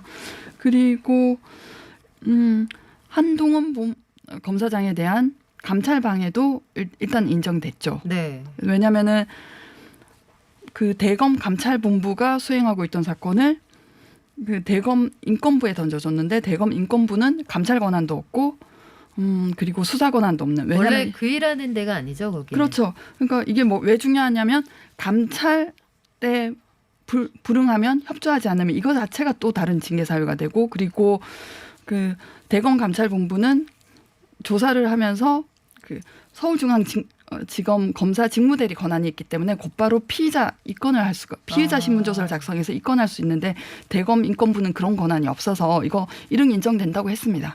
그렇군요. 여러 가지로 징계 사유에 대해서 논리전이 치열할 것으로 예상이 되는데 절차적 하자를 인정한 재판부 판단이 본 재판에서도 그대로 유지가 된다. 그러면 윤 총장 측이 아마도 임기 후에 결론이 나오겠습니다만 승소할 가능성이 높다 이런 관측도 있던데 변호사님 보시기에는 어떠세요?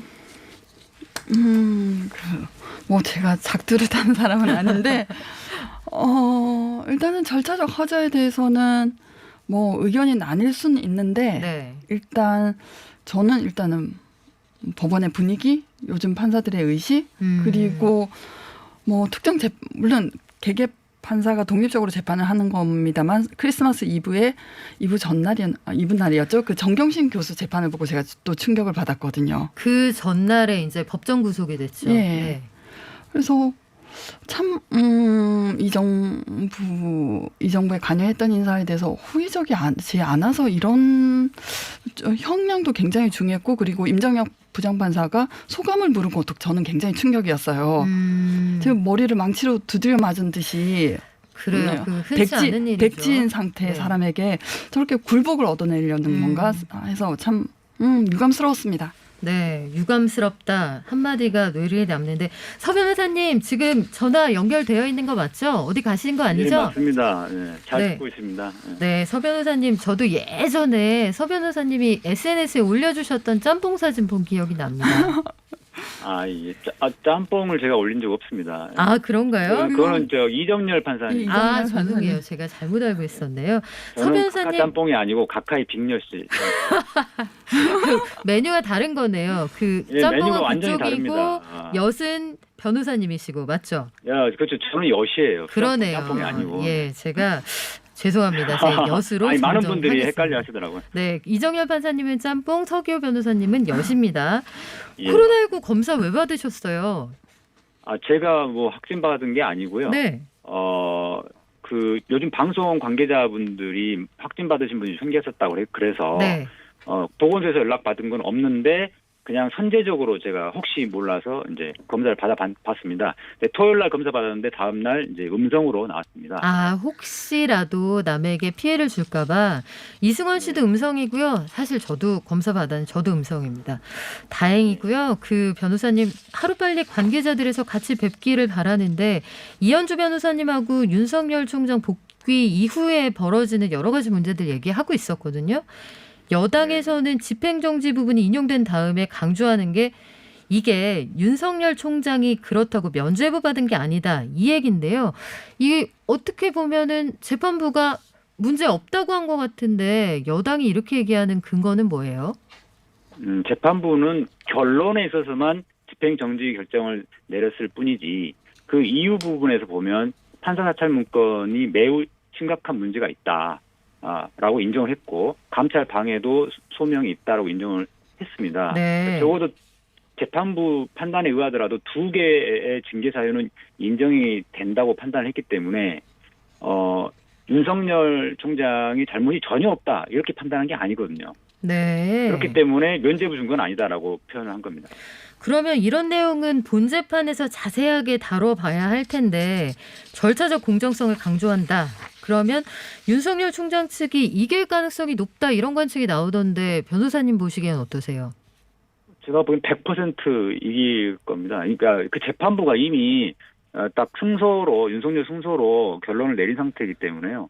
선입견을 갖고서 본안 재판이 진행될 것이고 물론 이제 충실한 심리를 한다는 것을 보여주기 위해서 한 7월 달까지 임기 때까지 여러 가지 증거 조사도 하고 할 텐데요.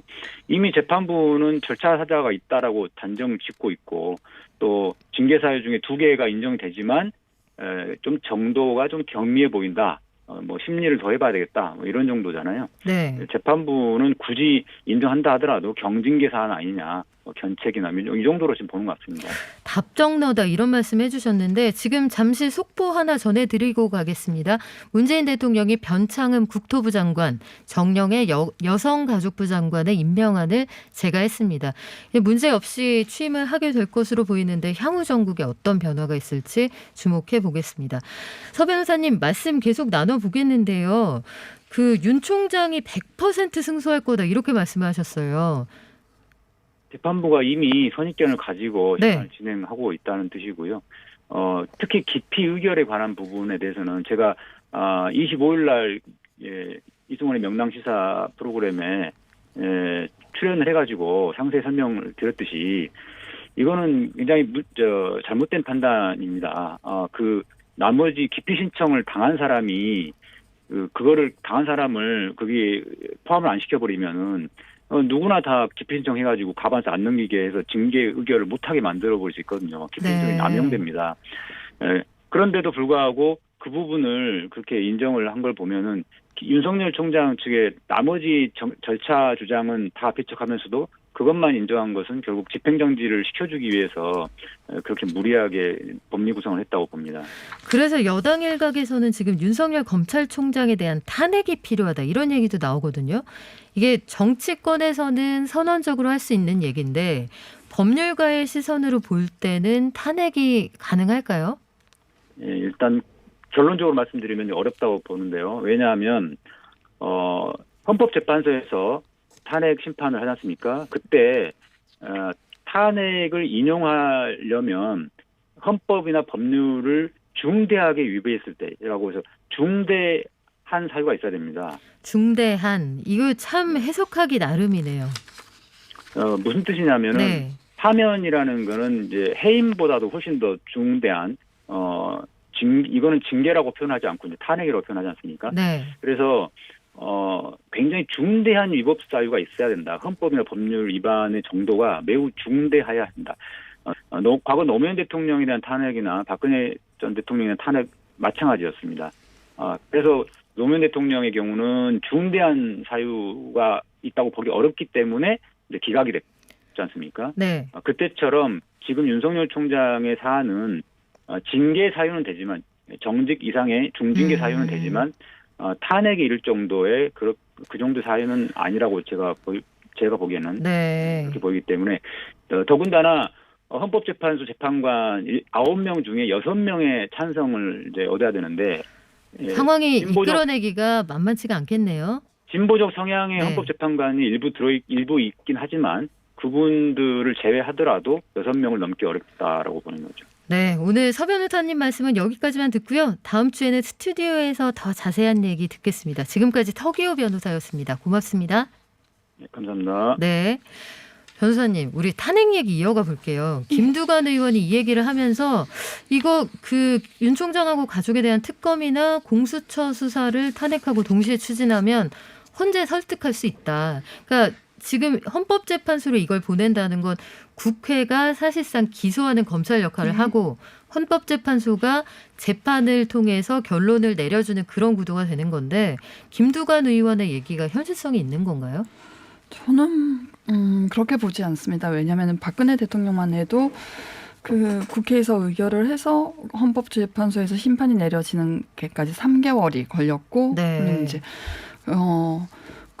윤 총장의 경우는 임기가 7개월 정도 남았는데, 네, 그런 점에서 뭐 그렇게까지 시간을 소모하면서 이걸 논쟁이 길어지는 거는 뭐 소모적인 것 같고, 두 번째는 사실은 뭐 법무부 외청에 청장 하나를 어쩌지 못해서 국회가 달려드는 것도 모양새가 좋지 않다고 생각합니다. 숫자적으로는 기소의 형태로 의결할 수 있으나 헌법재판소를 통해서 결론을 내는 과정은 만만치 않을 거라고 보시는데 정청래 의원은 이른바 윤석열 방지법을 대표 발의했다고 해요. 이게 무슨 얘기인가 봤더니 집행정지 신청이 본 재판의 실익을 해치는 경우, 그러니까 집행정지 신청을 가지고 재판 결과를 좌지우지하게 되는 이런 경우 신청을 할 수 없게 만드는 그런 법인데 이게 한편에서는 말이 안 된다. 이게 법리에 어긋난다는 주장도 있거든요. 여기에 대해서는 어떻게 보세요? 저도 그렇게 합리적인 방안은 아닌 것 같습니다. 이 본안 소송의 실익을 해치는 경우라고 문구는 만들 수 있지만 이걸 실제적으로 어떻게 적용해야 될지는 어떤 경우가 이 경우인지는 많은 판례가 축적돼야 되는데 좀 혼란이 더 커지지 않지 않을까. 아주 정치하게 뭔가 적용되는 범위를 확정짓기는 굉장히 어렵다고 생각됩니다. 그래서 오히려 피해를 받는 신청인도 있을 수 있을 테고요. 네, 여러 가지로 참 법은 알면 할수록 파도 어렵습니다. 그런데 두 분이 계속 잘 가르쳐 주실 거죠? 오늘 여기까지 하고 마무리해야겠습니다. 지금까지 관계자들의 이현주 변호사였습니다. 고맙습니다. 열심히 투자한 김이 벌어라. 부자가 되고 싶은 모든 사람과 함께합니다. 증권가의 요정, 염블리, 이베스트 투자증권 염승환 차장 만나봅니다. 차장님 안녕하세요. 네, 안녕하세요. 네, 배당락 하루 앞둔 오늘 삼성전자가 장중에 8만 고지를 넘어섰습니다. 또 최고가 찍으면서 8만 전자가 됐는데 와, 이거 굉장하네요. 네, 오늘 뭐 장중에 사실 이제 8만 원 한번 터치했다가 물론 종가는 이제 78,700원 좀 밀리긴 했지만 정말 8만 원이라는 또 사상 최고가를 한번 또 찍었기 때문에 상당히 오늘 장중에 좀 이슈가 됐었는데 일단 오늘 외국인들이 여전히 좀 매도를 했는데도 불구하고 개인과 기관의 매수가 좀 계속 이어지면서 주가는 계속해서 강세 흐름을 이어가고 있고요.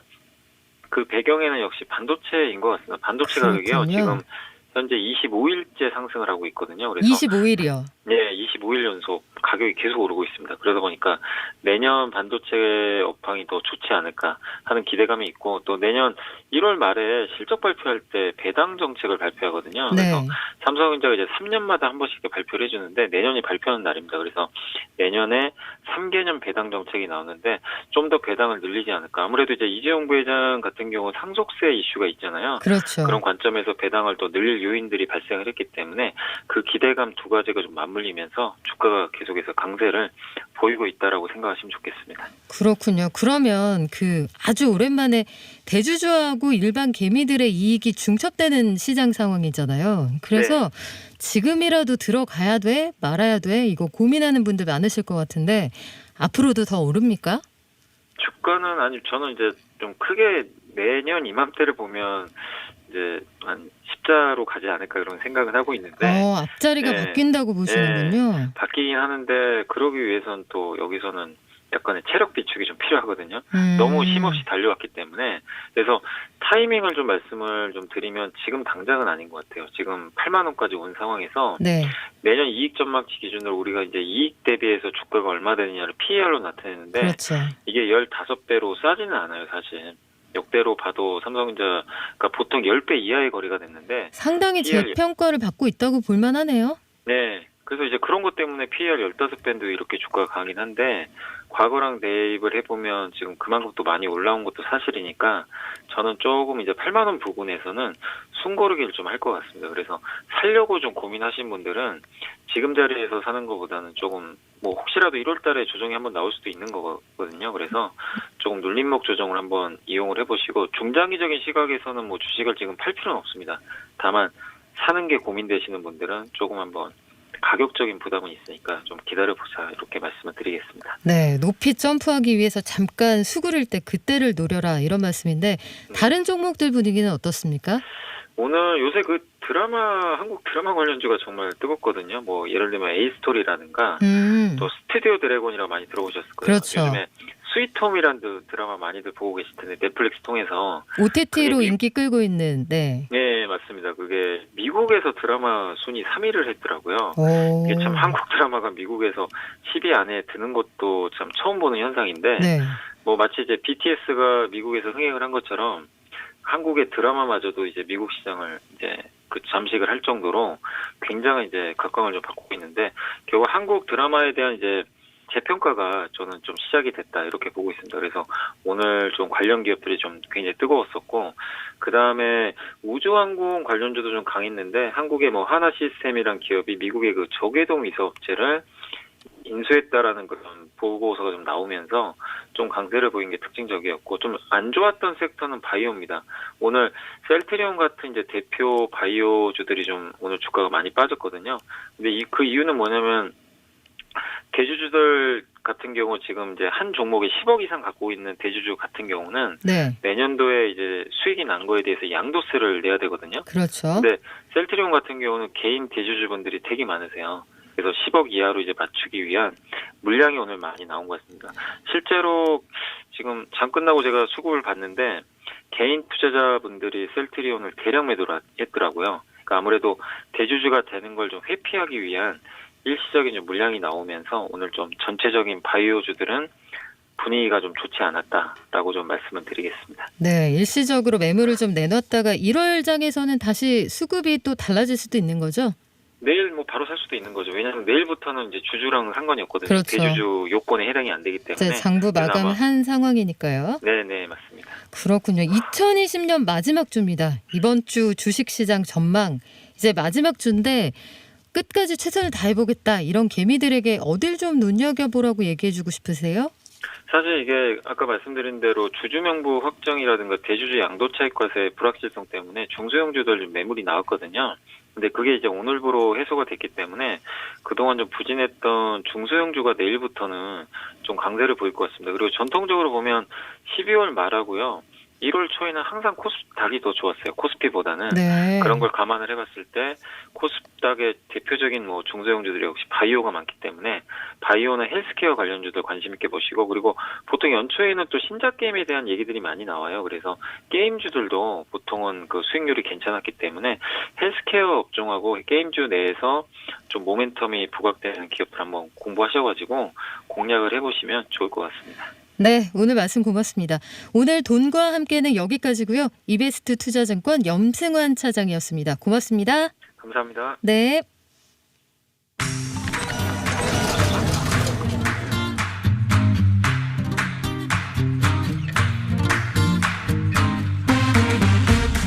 어렵고 복잡한 경제 뉴스 간단히 풀어드립니다. 경제가 문제, 블록체인 전문 미디어 조인디의 고란 기자와 함께합니다. 어서 오세요. 네, 안녕하세요. 우리 크리스마스 때도 만났잖아요. 그렇습니다. 그리고 내일 또 만날 거고, 네, 금요일에 또 만날 거고. 가족만큼 자주 보고 있습니다. 저는 바깥 양반보다 더 자주 만나는 것 같아요. 앵커 데뷔 축하드립니다. 아유, 예, 임시직입니다. 네. 첫 소식 전해주시죠. 비트코인이 사상 첫 3천만 원 돌파. 이거 실합니까? 네, 이제 지난주 24,000달러 돌파했다. 네. 달러 기준으로 라는 말씀을 드렸습니다. 우리 사실 앵커와 제가 그 아저씨들이 돌아가고 있다 그 말씀 드렸잖아요. 지난주에 네네네. 주변에서. 네. 그래서 어제는 이제 달러 기준으로 28,000달러 돌파했어요. 달러 기준 굉장하네요. 신고점은 2017년에 기록한 게 2만 달러였거든요. 이미 예전역에 돌파를 했습니다. 근데 원화 가격으로 보자면 사실 2017년 당시에 프리미엄이 워낙 많이 붙어 있어가지고 2,888만 5천 원. 이게 고점이었어요. 와. 그런데 업비트 기준으로 거래소 일요일 날 3,180만 원을 찍었습니다. 진짜 상상도 못했던 가격이에요. 네, 지금 사실. 현재 보니까요. 한 뭐 3천만 원 안팎에서 지금 거래가 되고 있는데요. 이로써 물론 3,180만 원 사신 분들은 물렸겠지만 무려 3년 존버의 결과로 결국 원금 찾았다. 이런 분들이 이제 나오기 시작했습니다. 근데 제일 궁금한 게 왜 이렇게 오르는 거예요? 일단 기본적으로 주식 그렇죠. 주식 지금 뭐 올랐잖아요. 네. 테슬라 저점 대비해서 올해만 10배 올랐거든요. 와우. 네, 그 코스피 지수 한 40% 올랐죠. 그렇죠. 삼성전자 8만 전자 갔습니다. 네, 부동산 올해 집값 상승률 14년 만에 최고. 모든 자산이 다 뛰고 있습니다. 이게 왜 그러냐? 코로나 때문에 어쨌든 경기 살려야 되잖아요. 그러니까 미국 연준을 위시해가지고 미국 정부를 위시해서 돈을 엄청나게 풀고 있습니다. 사실 일요일 날 이게 제가 말씀드린 28,000달러 뭐 3,150만 원 이런 말씀을 드렸는데 이것도 아마 오늘 오전에 트럼프 대통령이 9천억 달러 규모의 코로나19 경기 부양책 포함한 2조 3천억 달러 규모 예산안에 서명을 했어요. 이에 대한 아마 기대감이 반영된 거 아닌가 합니다. 그만큼 그렇구나. 돈이 이렇게 많이 풀리니까 사람들이 사는 거죠. 그러니까 부력이라고 보면 되나요? 유동성의 부력. 그렇죠. 뭐든지 나오면 내가 네. 다 사주마. 그래서 누가 그런 표현을 쓰더라고요. 야, 이제 돈이 많이 풀리니까 하다 해가지고 비트코인까지 산다. 그렇죠. 이제 그릇이 차다 비트코인까지 흘러 들어가는 그런 상황인데 비트코인 글쎄요. 저는 겁이 많아가지고 아직까지는 3천만 원 이 기록은 제가 분명하게 기억하고 있겠습니다. 네, 3차 재난지원금 얘기도 좀 해보죠. 1월 둘째 주부터 지급한다. 시기가 지금 나왔네요. 네, 맞습니다. 일단 누구를 주냐라고 보면은요. 일단 내일 공식적으로 발표가 될 예정인데 어제 당정청 협의회에서 나온 내용을 보자면 일단 집합 금지 업종, 유흥주점 등 유흥시설 5종 및 노래연습장, 실내체육시설, 학원 등을 말하는데요. 여기는 300만 원. 영업 제한 업종, 여기는 전국 식당과 카페, 수도권의 PC방 등 여기는 200만 원. 그 외에 매출이 감소한 일반 업종에는 100만 원입니다. 근데 매출이 감소해도 연매출이 4억 원 이하만 줘요. 그러니까 뭐 말하자면 부자 소상공인한테는 안 준다는 거죠. 부자랑 소상공인이 약간 안 어울리긴 제목이 하지만. 매치가 안 되긴 해요. 사실 그 장사 잘 되는 그 프랜차이즈 몇 개 갖고 있는 식당 가보면 네. 소상공인이라고 보기에는 약간 무리가 있을 정도로. 보통 메뉴가 많이 없는 집들이 네, 맞습니다. 그렇죠. 네. 그래서 이런 분들한테 주고요. 그다음에 이 택시업 이것도 이제 이른바 소상공인 자영업자로 분류가 된 거예요. 법인 택시 기사님들. 이게 2차 때는 개인 택시만 줬어요. 왜 그랬죠? 그러니까 그때는? 이게 법인 택시는 사실 이게 약간 애매하잖아요. 회사원이라고 보기에도 뭐하고 네. 자영업자라고 보기에도 애매한 부분이 그래서 있다. 여기서 이제 말들이 나와서 이번에는 법인 택시까지 포함해서 주기로 했습니다. 100만 원 주는 거고요. 그다음에 여기서 보면은 2차 때 보면 150에서 한 200만 원 줬거든요.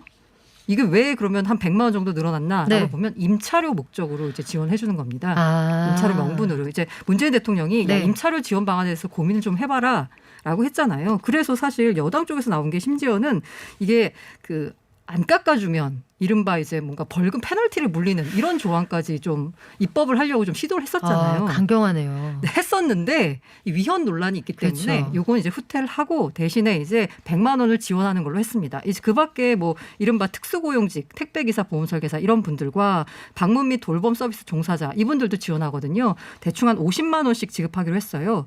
이렇게 하다 보니까 당초에는 대충 한 3조 원 정도 규모로 받거든요. 3차 재난지원금. 근데 이번에는 5조 원 정도를 예상하고 있습니다.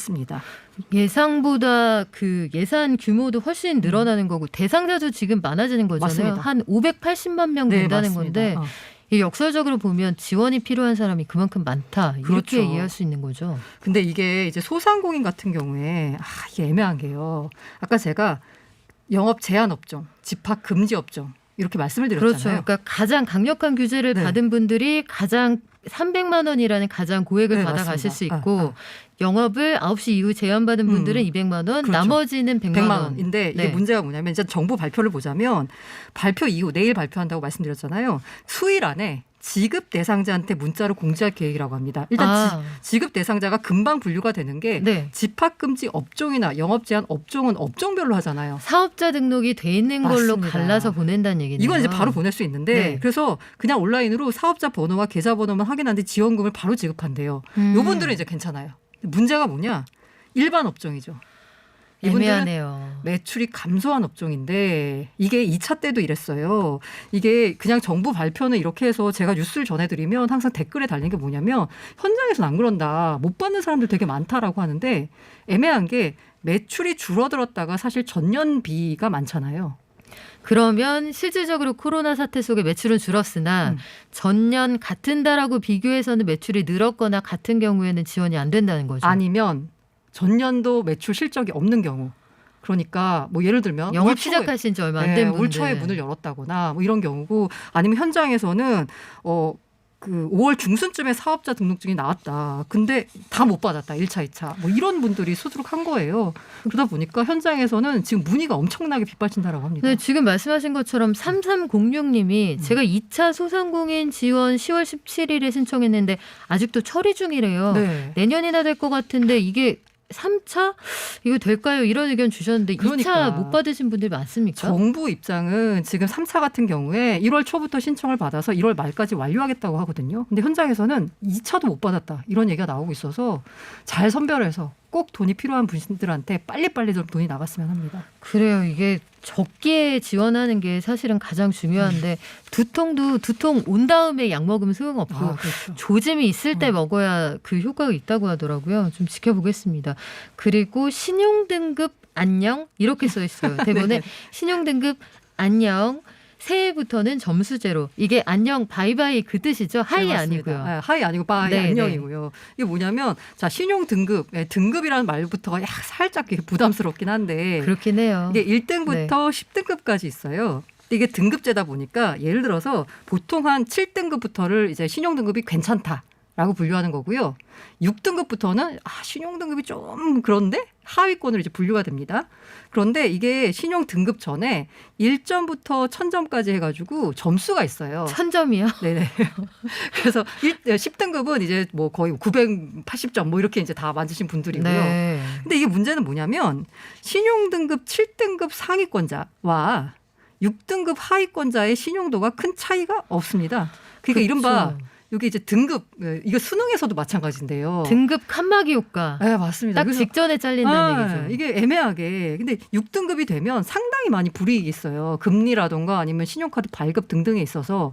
근데 거기서 조금만 높이면 7등급이 될 수 있는데 네. 안 되는 거예요. 이렇게 등급제로 하다 보니까 문턱 효과가 생긴다라고 이제 표현을 하더라고요. 문턱을 이렇게 넘어가야 되는데 못 넘어가는 거죠. 한 끗 차이로. 한 끗 차이로. 그러다 보니까 등급제를 기존까지는 해왔는데 내년부터는 점수제로 한다는 겁니다. 그러면 점수제로 하면은 어떻게 달라지는 거예요? 점수제로 하면 말 그대로 이 문턱 효과가 없어지죠. 그러니까 701점 받는 사람과 699점 받는 사람이 2점 차이밖에 안 나는데 기존에는 상당한 많은 신용 불이익을 받았어요. 받았었거든요. 아, 문을 완전 닫아버리는 네, 맞습니다. 거랑 그냥 2점 차이로 놔두는 거랑은 상당한 현장의 적용의 차이가 있을 거다. 그래서 예를 들어서 신용카드 같은 경우에요. 현재 보면 그 이른바 나이스 평가 정보라고 신용등급 개인 신용등급 평가하는 기관이 있어요. 여기를 보자면 6등급 이상이에요. 그러면 그 밑에 그 6등급 이상이니까 6등급과 5등급 사이에 경계에 있는 사람들은 아예 신용 그 카드가 안 나왔던 거예요. 그런데 이제부터는 꼭 애매한 구간에 있는 사람들이 신용카드를 발급받을 수 있게 됩니다. 그리고 이렇게 되면 일단 이제 그 금융회사가 대출을 해줄지 아니면 신용등급 발급해줄지 할 때 아예 등급을 그냥 잘라버리는 거예요. 근데 이게 아니라 이제 점수제로 하기 때문에 네. 금융회사에서 점수를 받은 다음에 이 사람에 대해서 다시 평가가 들어갑니다. 이 점수를 기반으로 해서 이 사람들한테 대출 해줘도 좋을지 아니면 신용카드 내줘도 좋을지를 금융회사 자체적인 기준으로 또 판단하는 거예요. 그렇다면 기존에는 아예 등급 때문에 대출조차 못 받던 신용카드 발급조차 안 됐던 사람들이 아예 대상이 안 됐던 맞습니다. 분들이 한 번 더 보는 거죠. 심사 대상에 네. 올라간다.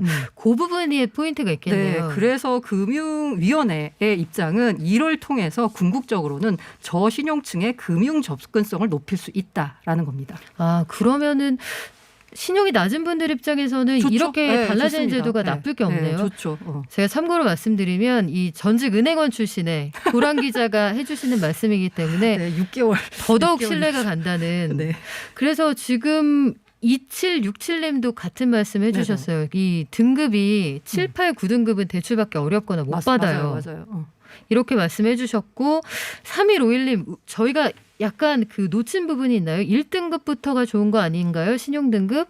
이렇게 말씀을 해주셨는데 아니요, 높을수록 좋습니다. 네, 네. 그렇군요. 숫자가 클수록 좋은 거라고 네 그렇게 말씀해 주셨고요.